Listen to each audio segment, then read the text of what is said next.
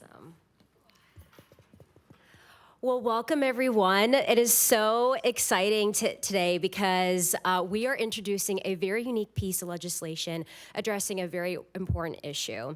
And my name is Savannah Deretich. I'm the Government Affairs Coordinator with Students for Life Action.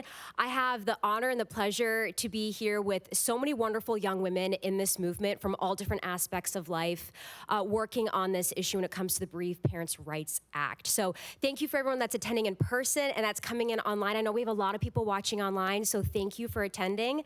But I am going to give a little bit of backgrounds on our wonderful panelists here. So I'm going to start with our wonderful Kristen Hawkins. She is the CEO of the Pro-Life Generation and President of Students for Life of America and Students for Life Action. Since launching the organization in 2006, Kristen has spent nearly 2 decades building a national network of more than 1,635 plus campus Students for Life groups in all 50 states, training more than 250,000 students to stand up for life. Under her leadership, Students for Life of America has become the largest pro-life youth organization in the world, and Students for Life Action has grown into a force to be reckoned with on Capitol Hill and in state houses across the nation. Now I'm going to introduce the Honorable Representative Kat Cammack. Congresswoman Kat Cammack proudly serves Florida's 3rd Congressional District, and after graduating from college at Metro State University in Denver, Kat ran Ted Yoho's successful congressional campaign in 2012 and served for nearly a decade as the Deputy Chief of Staff for Florida's 3rd Congressional District. She holds a master's in National Defense and Strategic Strategy Studies from the United States Naval War College. Kat is in her 3rd term serving in the House Agriculture and Energy and Commerce Committees, important committees, where she champions healthcare reform, supports Florida's farmers and ranchers, and fights to rein in inflation and supply chain challenges. She is also the author of the REINS Act, the largest regulatory reform effort in history, saving taxpayers over $2 trillion annually. She has also co-founded the Republican Women's Caucus in 2025. Kat and her husband, Matt, recently welcomed their beautiful daughter, Augusta Dare, into the world. Now next, Donna Murphy. Donna Marie Murphy is the Executive Director of Heaven's Gain HGM, which she and her husband, Jim, founded. HGM serves over 2,000 grieving families each year who experience miscarriage and stillbirth. Donna travels, teaches nurses, seminaries, priests, pregnancy centers, pastoral care personnel how to best serve experiencing the loss of babies due to miscarriage, stillbirth, or early infant death. Her approach to miscarriage is revolutionary. She holds several certifications and developed her own certification program, advocates for parents of prenatal loss, APPL, and APPL sit down with families, prepare them for birth of their own baby who has died, and support them afterward with guidance, support, and advocacy. Donna's greatest achievement is being a wife and mother. Donna and Jim are the proud parents of 11 children, 8 on earth and 3 in heaven. Now, Sarah Wirtz. Sarah is a wife to her husband, Jacob, and a stay-at-home mother to her 3 young children. Sarah is also a bereaved mother of 2 beautiful souls in heaven.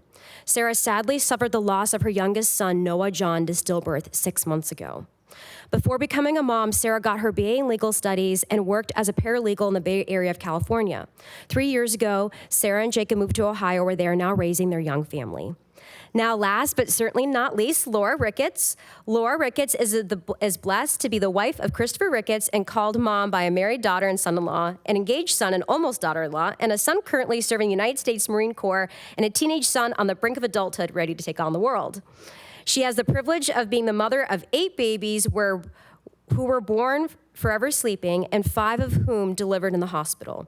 Laura and Chris have struggled and suffered and seen miracles and know personally the faithfulness of the Lord. Laura was the Virginia State Director and advisor to Herman Cain during his presidential campaign and later worked for Speaker Newt Gingrich's campaign as a volunteer coordinator. She is a deputy campaign director for Kevin Wade for U.S. Senate and then spent 10 years working for a nonprofit in the pro-life movement. She was an executive director and then vice chair of the Guiding Star Project, board secretary of the Waitala Community Institute, and is currently the board secretary of the Freedom Coaching Foundation and a certified life and resilience coach. Laura is a birth and bereavement doula and has served and supported and advocated for hundreds of women and families for over 15 years. Now I'm going to give it over to our president of Students for Life Action, Students for Life America, Kristen Hawkins. Thank you. Thank you, Savannah. Thanks all for being here, and thank you for tuning in online. We're very excited to have this conversation with you today and to talk about this launch. It's a very important bill, the Bereaved Parents Rights Act. You know, as an organization that's working to end abortion, we realize in a post-Roe era, we needed to do more and to talk more about miscarriage and stillbirth in our country. And I truly believe, and Congresswoman and I have talked about this before, if miscarriage were talked about, I don't actually think we would have abortion in our country. I think the language would begin to change. And I actually think the callousness and the evilness of abortion has actually harmed our friends, our family who've been suffering from stillbirth and miscarriage, because we can't have hard conversations in our country about miscarriage and stillbirth, because to have a hard conversation, to admit that we're grieving the loss of our precious children, would then be to admit every abortion is killing those children as well. And I think that's what's in so many of our issues today, whether it comes to adoption or foster care reform or miscarriage, we don't have hard conversations because of abortion. So something we saw in the fall of the Dobbs, in the wake of the Dobbs decision, was Planned Parenthood intentionally started changing the language around abortion, direct intentional abortion. And they started using the phrase induced miscarriage. And that's largely because of the invention and the shifting of the abortion industry to the chemical abortion pill, where we know at least 70% of these abortions that are still killing about 1 million children a year are being committed using these pills. And the way they're framing these abortions to many young, confused women, very scared women, is you're just going to induce a miscarriage. It's going to be just like a miscarriage. But in fact, we know those are two very different things. And I think apart from the evil of Planned Parenthood of killing children and harming women, I think this is the third greatest evil they've ever committed, which is trying to use the pain and the tragedy of a miscarriage to then justify and try to change the hearts of millions of Americans on their issue, which is the intentional destruction of a human being. I mean, it's so, I would say, oh my gosh, how could anyone be so evil? But it's Planned Parenthood, it's the abortion industry. They are killing children. So I guess we shouldn't be surprised, but it's absolute callousness as to how we've even seen, and we've started to see on college campuses, I've started to hear this phrase. It's not an abortion, it's an induced miscarriage. And I'm like, whoa, back it up. Let's pull up our dictionaries. Yes, you might have to pull it up on your phone. Let's talk about what the word induced means. Let's talk about what the word miscarriage means. Let's talk about what the word direct intentional abortion means. And so this is something we have to talk about. I also think, we've seen a lot of progress, and maybe you were there at the White House, but there's been a lot of conversation about the infertility crisis in the country, how we need to address the infertility crisis. This is a question, miscarriage and stillbirth comes up every time I talk with young women about abortion. I was on a plane yesterday, and the flight attendants recognized me, wanted to thank me for my work, and the first thing the flight attendant said after that was, I hope I'll be able to have kids one day. This is a phrase we hear from every 20-something young woman on a college campus of, I hope I can have kids one day. That's not something anyone has said in the Gen Y, millennial generation. We just kind of all assumed, when I have kids one day, when I decide to have kids, so those were phrases we use. Now the phrase we hear is, I hope I'll be able to have kids one day, which is an inflection of just how deeply problematic the infertility crisis is in our country, and the fact that we have seen so many of our friends experience miscarriage and stillbirth. In fact, the reason we kind of came across this hole in our law was because so many of our team members at Students for Life, many of our staff members are women. Yes, we're open to hiring men, but some reason they don't apply to work in the pro-life movement. We need more men. But so many of our team members at Students for Life are very young, female, and it seems to us that the vast majority of them experience miscarriage. And the question has come up not just once, what do I do? Who do I call? And what we noticed was it was depending on what hospital she went to, what doctor she had, what state she lived in, whether or not she was getting accurate information about what to do with the remains of her child and how to grieve her child. And I think that is just this horrible tragedy that we're seeing, like compounding the tragedy of miscarriage, that now we have mothers and fathers who do not know how to grieve their children, who are asking medical health professionals what to do. And depending on whether that professional is pro-life or pro-choice, depending on the hospital that child was born into, we will get different information. And so that's why we've decided to kind of put our foot in these waters. And what we've learned along the way is miscarriage and stillbirth is so complicated, and how we handle these issues is so complicated. My mother, my first sister, was born stillbirth, and it was interesting when you have the conversation with my mother, 30 some years ago, talking about Kelly Jo and her life. The information that my mom was given was so little compared to the information that could be given to mothers and should be given to mothers and grieving families today. So with that, I want to turn it over to, I've set the stage, the why, right? Everyone knows why. Why is Students for Life? Why is the pro-life movement having this conversation now?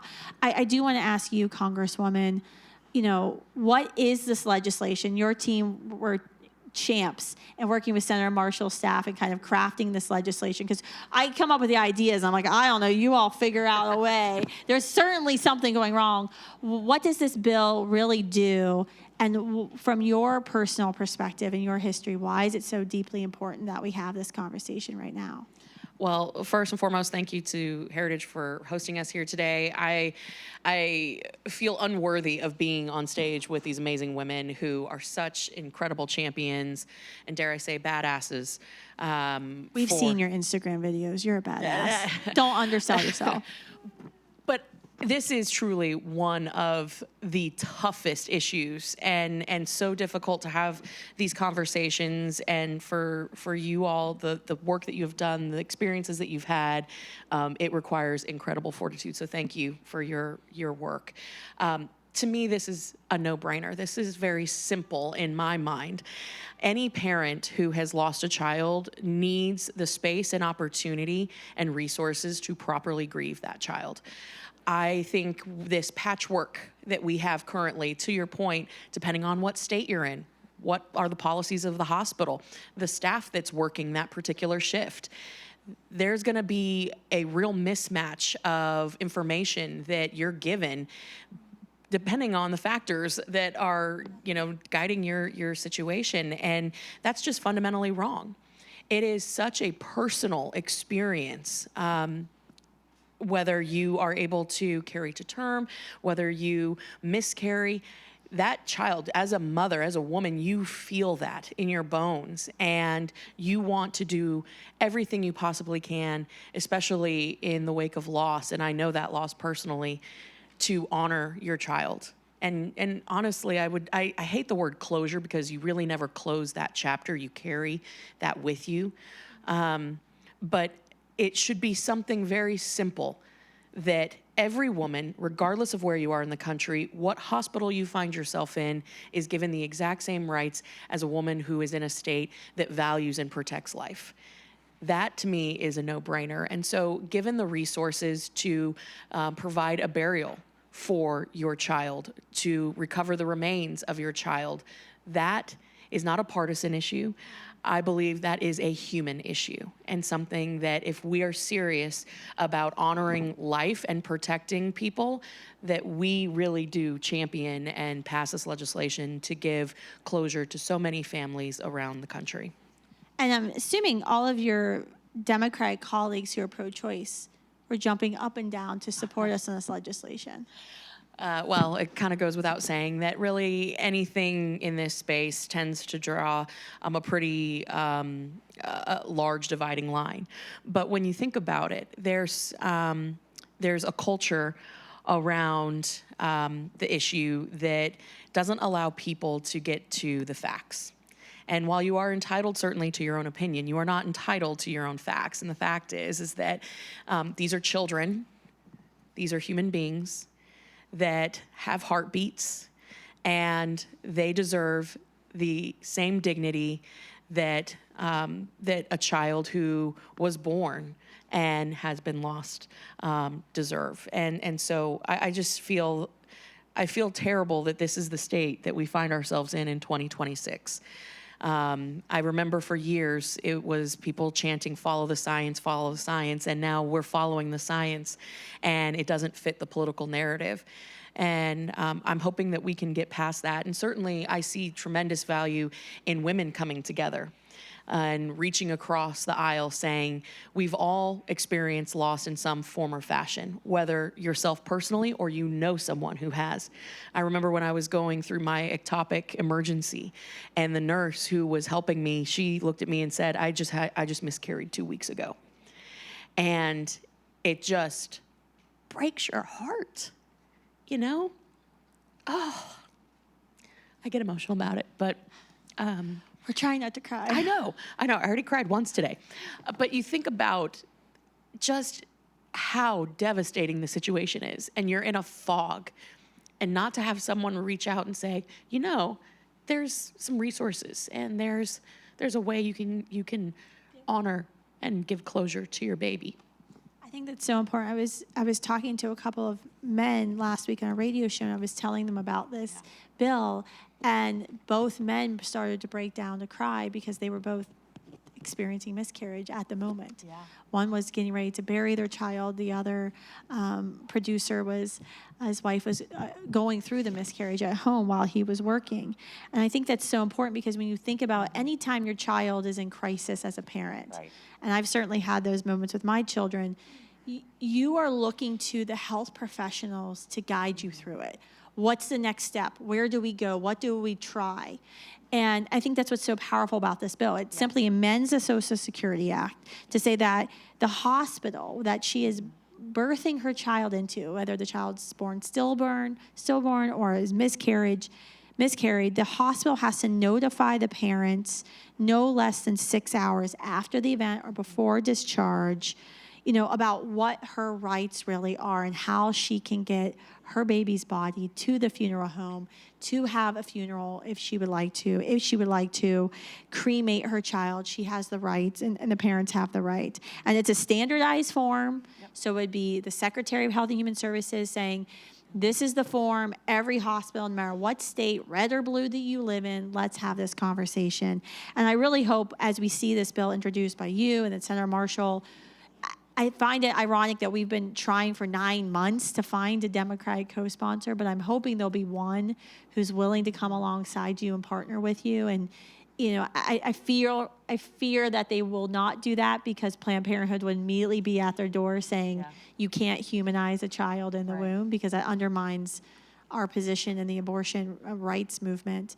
But I really hope and pray that we are able to see some of your Democratic colleagues join you and stand alongside you on this. Well, that's what we're going to work towards. And, you know, there's so many other issues that I'm proud to work in a bipartisan fashion with some of my colleagues on. Mm-hmm. I think that, to your point, notifying them of their rights, notifying parents of their rights is critical, because in some cases we have found that hospitals treat the remains as clinical waste. Yeah. And parents don't know that. I've spoken to women who don't know that. Yeah. And when they find that out, they're crushed. So. Yeah, and that's what we've seen with chemical abortion. Yes. The majority of women who are having chemical abortions are told when the cramping gets too bad, bleeding gets too bad, go in the toilet and look, don't look, and just keep flushing. And yet many women look. That's why I get screamed out on campuses, and I can calm a girl down and she shows me the picture of her baby that she's aborted. But then I've had this conversation with my own staff at Students for Life. I'm saying, well, I was told to do the same thing. And I was like, you weren't even given a catch kit to catch your child? You were also told, like, who is telling you to flush your baby down the toilet? And I think that just shows us the very deep problem we have as a society where we haven't had real conversation. So let me pivot to Donna. You've been heavily involved in helping bereaved parents. Can you share a little bit how your story and why you're personally involved, but then can you share with us some of the questions you often get from parents who are undergoing and dealing with the loss? Sure. My personal story is that in 2006, my husband and I lost our son Gabriel in my 18th week of pregnancy. just a week before we had an ultrasound, and he was kicking and moving around like crazy, so much so that they could not get the picture, an ultrasound picture of him. But just 1 week later, when I went in for an ultrasound, they couldn't find a heartbeat. The ultrasound tech explained that she could tell he had just died because he still had blood in his heart and urine in his bladder. Now, my husband, being the wonderful father and husband that he is, said he wanted to provide for our son. So when we left the ultrasound, he insisted we go to a funeral home and order a casket. We ended up going to 4 funeral homes and 2 cemeteries, asking them to order us a casket, but we were told that caskets are for, they do have no caskets for miscarried babies. Little did we know at that time that there were no laws protecting parents' rights in the state of Ohio to choose disposition of their babies' remains, and that most miscarried babies were left at the hospital. Sadly, instead of helping, the funeral directors kept telling us that the hospital would take care of it. I didn't know that taking care of it might mean that my baby would have been placed in medical waste. And he wasn't an it. He was my son. We already had a burial plot to place him in, but we needed a casket. So we went to an import store and bought a wood chest, and that chest would have to be his casket. I was induced into labor, and 20 hours later, before giving birth to my son in the hospital,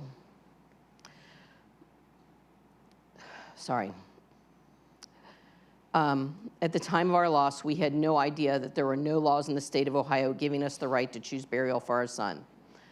The hospital, again, did offer to take care of his remains, but I didn't want the hospital to place my 8-inch long son in medical waste or to cremate him in a pile of babies. So we were very blessed because the hospital saw that we had a casket, they saw we had a place to bury him in, and they let us take our son with us. And we were able to bury him in our plot. But other families are not so lucky. Other families are not able to bury their child. Jim and I were blessed to write our story and help change the law in Ohio. Now there's a law in the state of Ohio that gives each parent the right to choose disposition of their baby's remains. And my hope is that you will pass a law giving the same right to all U.S. citizens.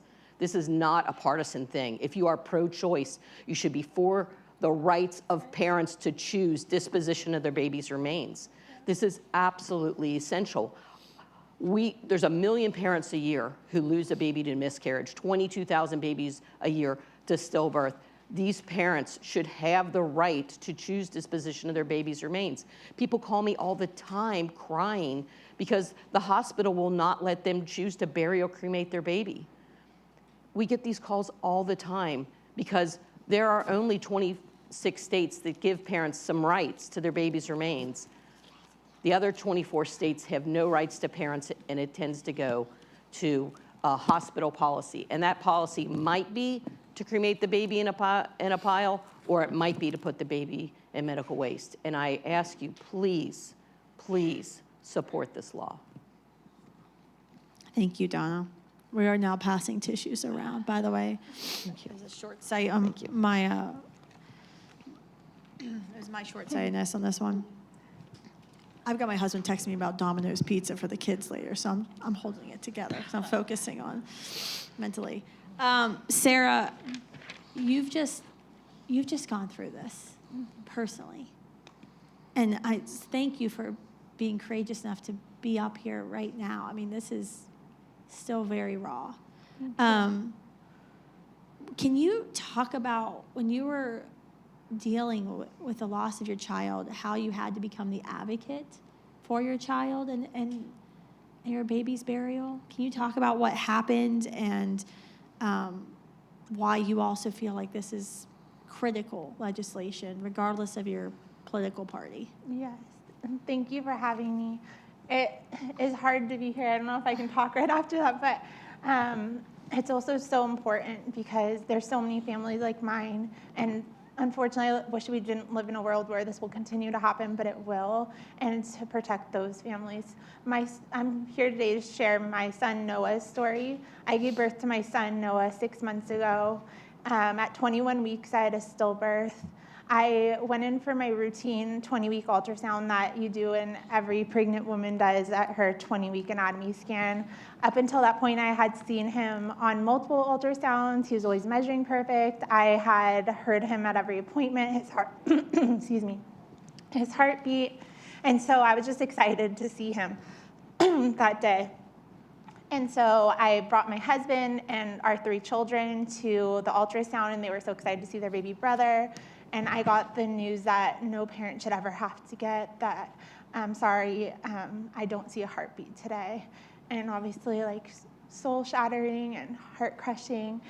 And that kind of like grief isn't something that you can really explain unless you've walked through it. It's horrible, but it was immediately followed up with additional horrible news, which was that, I'm sorry, also he is measuring quite a bit smaller than 20 weeks. He looks like he's passed away a couple weeks ago, and because of that, you need to go to labor and delivery immediately and give birth to him and be induced, because they're worried about potential me going septic or something called DIC, which is a clotting issue from their medical terms from retained tissue over my baby over a prolonged period of time that I would hemorrhage. So they said, for you to stay alive, you need to go to the hospital. And that was so much to process, but I immediately was terrified. They told me my baby was measuring under 20 weeks. I knew within at least the medical system, after 20 weeks, I was afforded more protection just within the medical system, going to labor delivery, things like that.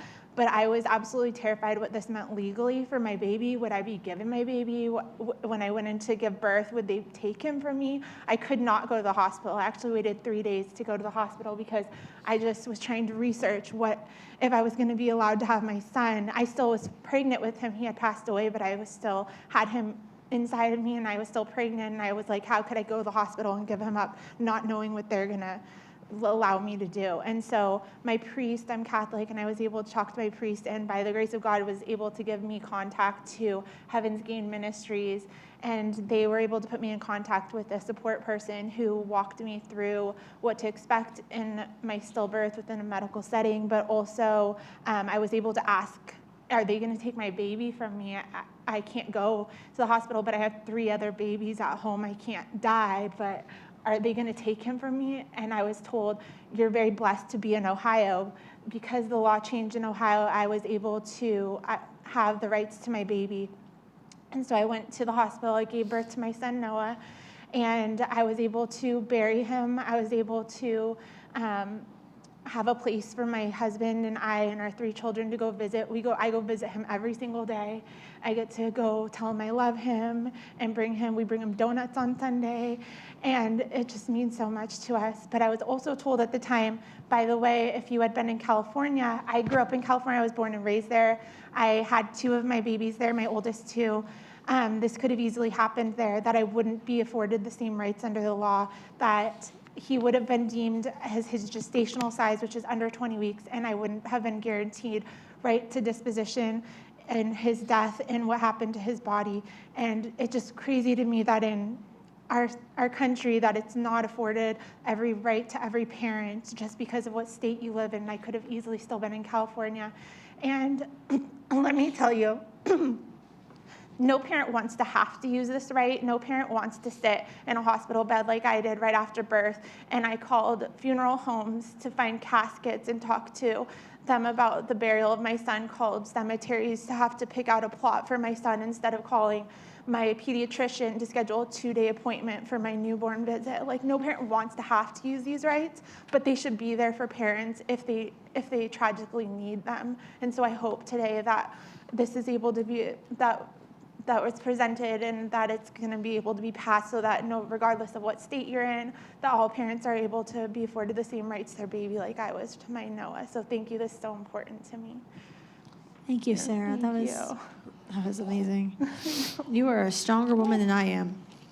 I know you have to get going, Congresswoman, but I won't let you off the hook yet. We have some staff here from Capitol Hill.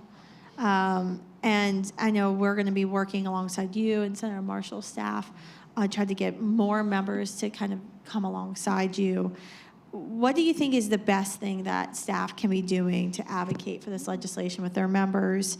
What would be your message to both, the Democrat and your Republican colleagues about why they need to get on it? And I know there's a lot of important pieces of legislation, but this should be something everyone should, let's fix this now.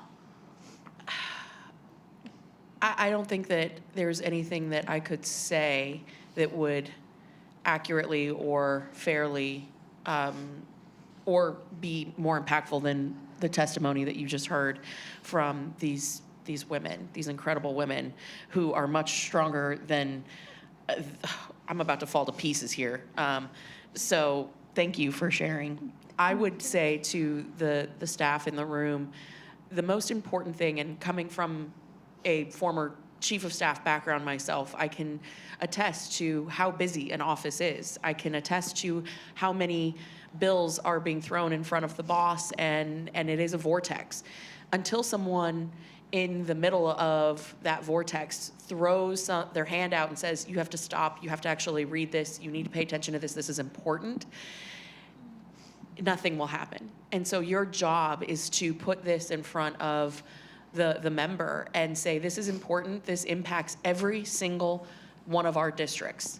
In every single congressional district, in every state, every member is going to have a constituency that is directly impacted by this issue. And there's no better way to fight for parents than to explain to them their rights, but then enhance their rights as parents, as Americans, as humans.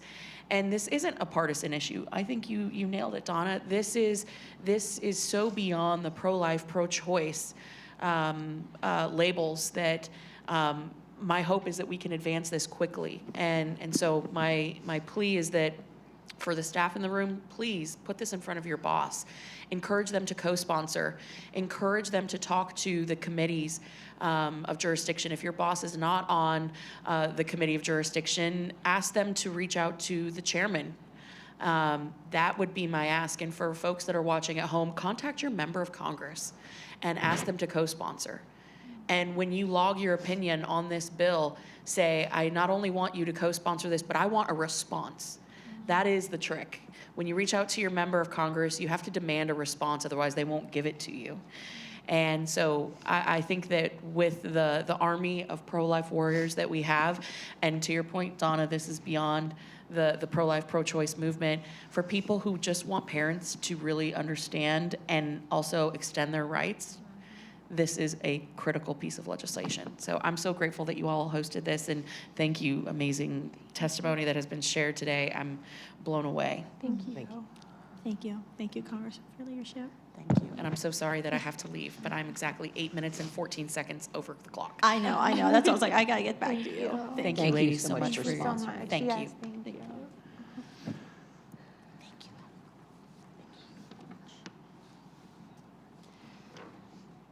All right, I just realized we didn't take a picture all together, so sorry. We'll send you a screenshot of all of us on Okay. stage. Laura, I'm going to take it over to you because as a bereavement doula, you see loss and pain on a daily basis.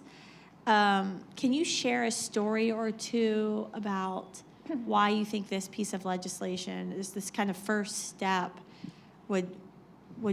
is a good first step in the right direction, and why you think it's so necessary?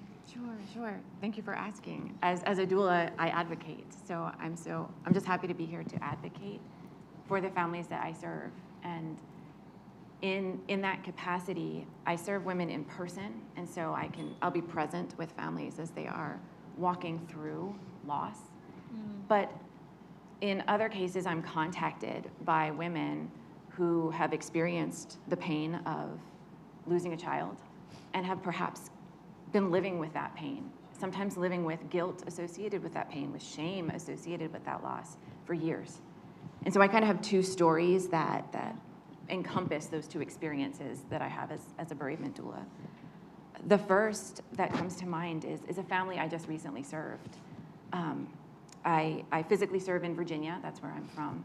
Virginia, if you go to Heaven's Gain's very handy map, is one of the glaringly red states, which means we have nothing to protect the rights of parents. It is completely arbitrary when it comes to the hospital system that you use, the hospital within a hospital system that you go to. It's dismal. And so this particular family got that horrible news that their 16-week-old baby no longer had a heartbeat. And they asked me to walk with them through that experience. They did everything right. They did everything that you can possibly do in that situation. We contacted funeral homes. We filled out a birth plan. We filled out a making memories with your baby plan for the hospital. We made sure that she was delivering in the hospital with the OB she was most comfortable with. And when the time came for her to be induced, we went to the hospital with our plan, with our paperwork. Charge nurses signed off on it. The OBGYN initialed the birth plan. We filled out the paperwork necessary for the transfer of the baby's remains from the hospital to a funeral home. Everything, T's crossed, I's dotted. They delivered their beautiful little boy. They spent time with him. They took pictures with him. They got footprints. They spent the night with him. The only night they were ever going to get to spend, snuggling. The next day, when they were ready to be discharged, they were told, "What do you mean you're going to call the funeral home? That's not how we do this. You don't get to take your baby. Nobody gets to take your baby." I mean, imagine that. You have just experienced something no parent should ever have to experience. You already did all that hard, it's like pre-grieving, making all of the arrangements, getting everything in place. And then at the very last moment, you're told, "Oh no, you don't get to do any of that." This family was traumatized by that experience alone. I mean, sit with that for a minute. You're grieving, and now you can't even provide that dignity for your child. Thank God they knew how to advocate, and they had a team to advocate with them. And we had one very compassionate nurse who managed to find a loophole somewhere. And after hours, they were able to give their baby to a funeral home and bury their child. Now, I think about this legislation. If this had been on the books, that experience, that never would have happened. They would have gotten to discharge, and instead of being blindsided, they would have been given their options, and their baby's life would have been further dignified. And I just think that's why this is so important. Now, on the other side, the other experience that I have as a doula in supporting families are those families that come to me years and years later. I recently met one woman through a mutual connection from Colorado who experienced 2 miscarriages.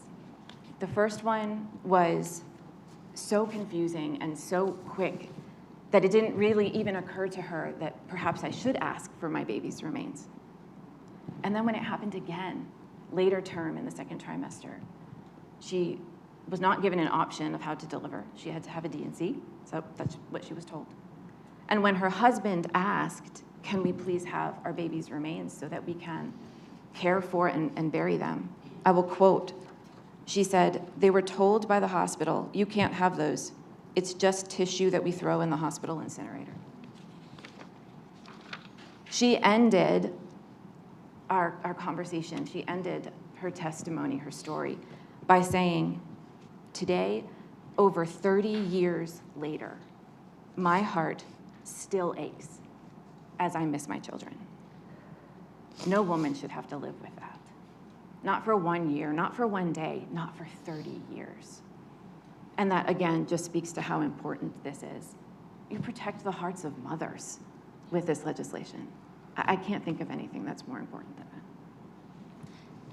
Thank you for sharing that, Laura. I mean, it's unbelievable because it's such a, I know I've been up on the Hill before, we've advocated for our Pregnant Students Rights Act, right, where somebody tells pregnant students on a college campus that you don't have to go to Planned Parenthood. There's a Fairleigh Coffee Health Center. There's a pregnancy center. Now you can go to moms.gov. But the first question I always get from like my Republican friends is, well, how much is this going to cost? And this is not an expensive piece of legislation. This is a piece of paper, a memo, so maybe, I don't know, 10 cents from the Secretary of Health and Human Services saying, this is what you must now give to a woman. She must, her and her family must be informed of their rights, and this form must be filled out before she leaves the hospital. And I think that's it's so simple. It's something that even those on the the extreme fiscal side who are very concerned about every penny, as they should be, about our tax dollars being spent, this is a no-brainer. And I think this should be a no-brainer for left and right. And I think tragically the conversations that we've had in the past couple of months have left me even jaded of how are we going to get our Democratic members of Congress to come on board. But I think even in the human hearts, we know miscarriage and stillbirth is not something that just affects pro-life women. It affects pro-choice women. And I think this is a beautiful way to honor the memory of our children, but also to give closure to so many families who deserve to know that they can bury their baby. I want to wrap up before we ask if anyone has any questions, but Sarah and Donna, do you all have any advice or something that you haven't said before, you haven't heard being said, that you really want members of Congress, congressional staff to know and to hear about your all's stories? I would like to say that it's important that you know that every state makes their own laws on miscarriage and stillbirth. So some states it's 20 weeks, on average it's 20 weeks, but it could be, like in Ohio, it's if the mother is 20 weeks. In another state, it's if the baby is 20 weeks along. Some states, it's if the baby weighs so much. Some states have their miscarriage stillbirth line at 24 weeks, and some states have it at 16 weeks. It varies. And shouldn't this be an across-the-board thing? This really should be across the board, that all people have the right to their child's remains. It's very simple, and this has caused so much tragedy to so many parents, 1 million parents a year, and we're each worth a dime that she said it would cost. Our babies are worth it. The parents are worth it. You really need to consider passing this law for all of us who suffer the loss of a child, whether they're Democrat or Republican or somewhere in between. They need the right to their child's remains in order for them to heal. They go through a lot of traumas, and some of these traumas can be prevented, but the easiest one to prevent is that they don't know where their child's remains are. People come up to me all the time, like she said, and say, I don't know where my child's remains are. They said they'd take care of my baby. Well, what does take care of it mean? Different in different hospitals. Let's be consistent. Let's take care of these children. Let's take care of these parents and pass this law. Sarah, do you have anything you want to add? Well, to that point, I think I was naive when I heard about this and looked into it. I was like, oh, wonderful, a parent's right. I was like, that's bipartisan for sure. It's just parents' rights to their child. I feel like there's no more basic right than you should have than to your child if they tragically pass away. And all I could offer to my Noah in death was dignity and a proper burial and a place for us to visit. And talking to other families, what advice I could give is so hard, and I think that's the crux of this law, is that no one can prepare for this, really. It's not something you go into pregnancy or to your 20-week ultrasound or birth and prepare to lose your child. It's not something a lot of people think about, and it happens, and then in that moment, we need laws that are already existing and that are the same across the board, regardless of what state you live in, so that those laws are already in place for the parents when that happens to them. You're going through such an unbelievable grief and loss of your child.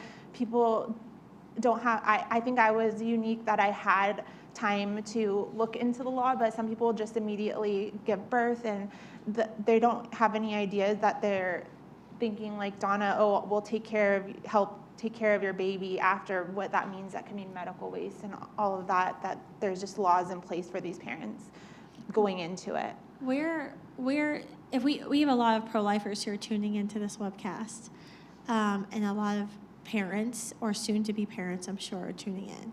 If you are experiencing the tragedy of miscarriage, or your child has already passed and you're being told he's going to be born stillborn, where should they go? Like, what's the first websites where's the first places that folks should go to get help? I would recommend, as of now, is Heaven Gain Ministries. What is your website name? It's www.heavensgain.org. You need to have a person who's going to help you make a birth plan, like Laura or I or somebody at our ministry. You have to have a person to help you make a birth plan because you only have a very short time to parent your child. You can parent your child even if they've passed. You can spend some time bathing them and dressing them and holding them and rocking them and reading a book to them. You can do these things, but you're not going to know to do those because you're just going to be in such a state of shock. But if someone sits you down and does a birth plan, like Laura or I, then it can change that healing process so you don't have as many additional traumas because you've been prepared, you're ready, you've made a birth plan. This is a baby, just like a birth plan you would make for a live birth. And that can really help in your healing journey. Yeah. I mean, I would say to look locally. Heaven's Gain is valuable because it's national and they can start pointing you in the right direction in your community. For me, my organization's Philomena Life Solutions, but physically I'm in Virginia. You know, there are some national organizations, there are local organizations. We're out there, but doctors don't know to point to us. You know, sometimes we have better luck with midwives. I have some wonderful midwives I work with. But as a parent, the unfortunate reality is until we have a law like this that's passed, is you have to advocate for yourself to find your advocates. That's right. And so look for the advocates, look for those people who will walk with you through this. And if this is something that you experienced in the past and this conversation has brought this up for you again, please reach out to us. We're here for you too. Know that you're not alone. Birth plans can be done virtually. You don't have to be in person. Yes, it's very nice to be in person, but you don't have to be in person. Every person should get the advocacy that they need. I'd argue you can go to standingwithyou.org and put in your zip code, and we have all of the nation's pregnancy centers there. So you often call local pregnancy center and ask the pregnancy center, who can I talk to? Do you have a miscarriage doula? Is there a ministry? And then also go to heavensgain.org as well. As a mother of some children, a couple of children with very complex medical illnesses, I will speak to this. You are your child's best advocate. Do not trust just what one doctor tells you or what one nurse tells you. As we've all learned through the COVID pandemic, we might need to start asking some questions before we're getting medical advice. And you have to be your child's advocate, and you have the right to parent your child, even if your child has already passed. And so that is your duty as their mother, is to be their advocate. Even in death, you are their advocate, and you have that right.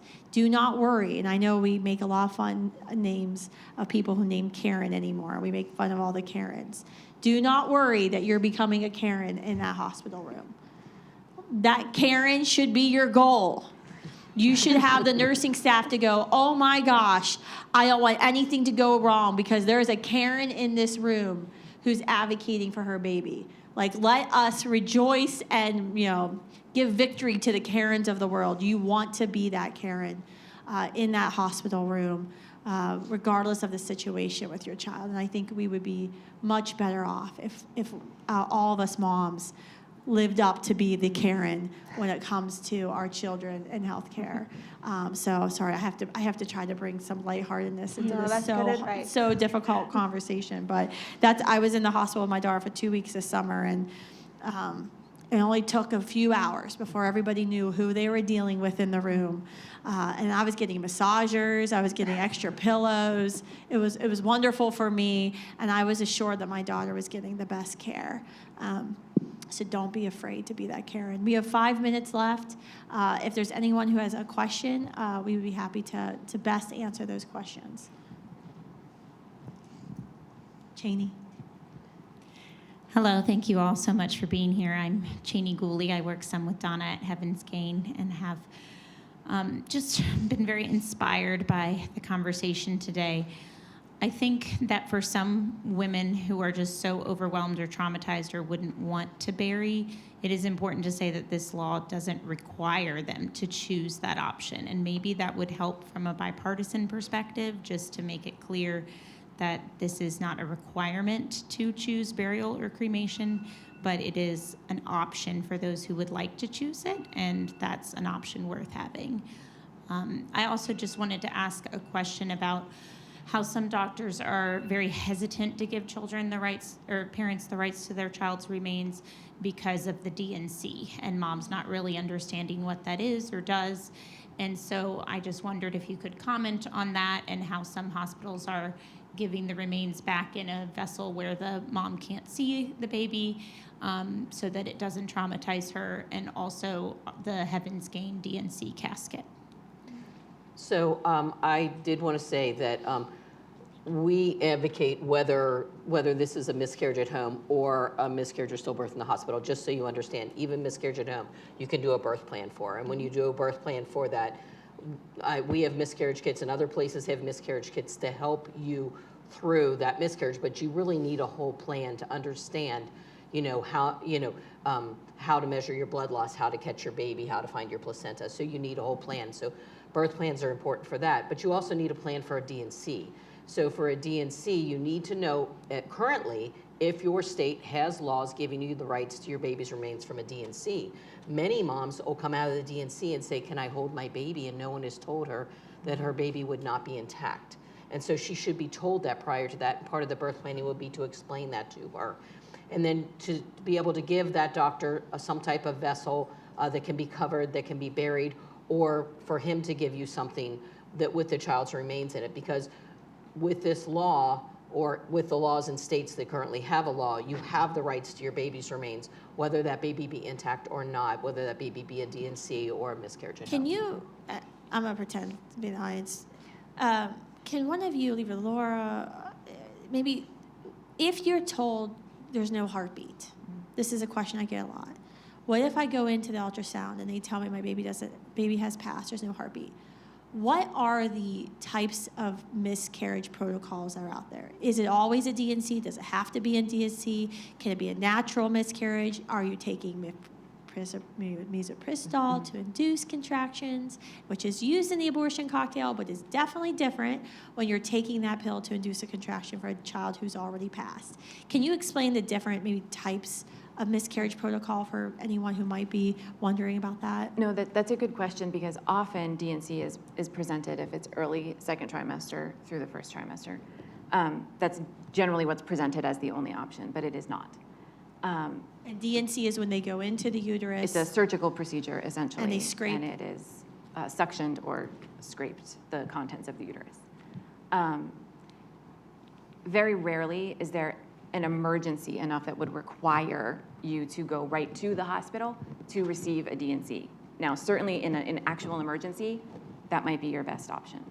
If you are being escorted into a doctor's office for a consultation and they're pulling out a calendar, you are not in an emergency.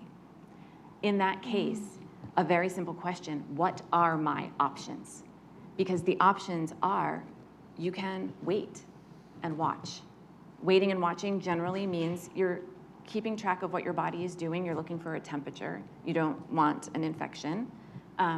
You can receive guidance from your doctor on what to look for. That would mean you need to come back in to be looked at. But very often your body, especially in a first trimester loss, knows what to do. And you can pass your baby at home. Certainly I would suggest with a miscarriage kit, something to help you through that process, and with someone to be there with you through that process. Mm-hmm.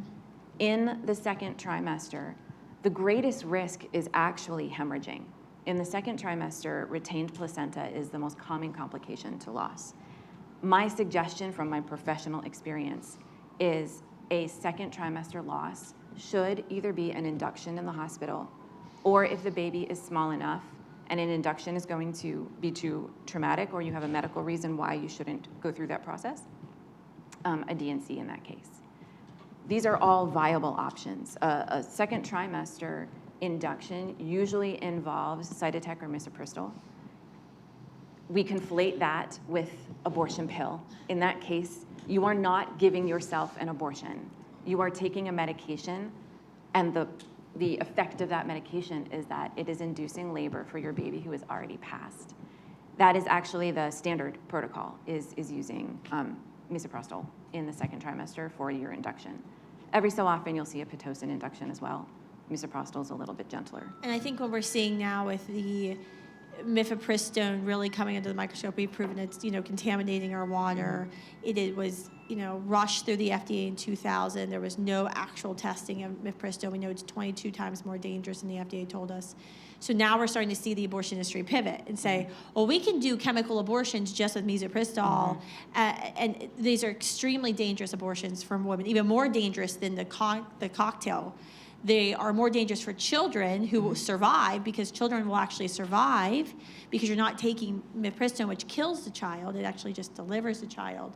And then it also creates fetal abnormalities. So children will be born alive with severe fetal defects, abnormalities, and suffer for the rest of their life because of this. And I think that's what's so sad is we have a lot of, I've met pro-life women who've said, well, I don't want to have a DNC because that's an abortion. Yes, a DNC can be used to kill a living child, but that is 100% different than a child who's already died. Taking misoprostol to induce contractions when your child has already died within you, that is not the same thing as taking misoprostol to kill a living child who's within you. The intention is different, and I think it's, as I said earlier, it is horrific that the abortion industry is trying to conflate direct intentional abortion with tragic miscarriage, uninduced miscarriage. And I think that's one of the many crimes they should be held responsible for. But please know, if you are experiencing miscarriage, if you've lost your child in utero, or you know somebody who has, having a DNC or taking one of these drugs to induce contraction is not you saying your child's life does not matter. It's not you saying, I want to kill my child, because your child has tragically already died. And so I felt like I needed to say that for someone who works with college students a lot, because I think it's so horrific that they continue to try to conflate these two. I worried about that when I went in. I called my priest because of it. I was like, am I allowed to take these drugs? Not allowed to, but like they conflate the same drug with abortion, and it puts shame on moms and on parents that in a medical emergency that your child has passed away, that you are going to be given these drugs to induce labor in my case. But I wasn't having abortion. I was giving birth to my son. He was no longer alive, but he was my son. Yeah. Well, thank you all for sharing your stories today and having the courage to be here. And let us all get to work. We have a lobby day now on Capitol Hill, trying to push members of Congress to co-sponsor this legislation, get it assigned to committee, get it passed. I saw some Gen Z finger snaps over there. So we are going to get at it and get to work, and let's get this going. Thank you all for tuning in.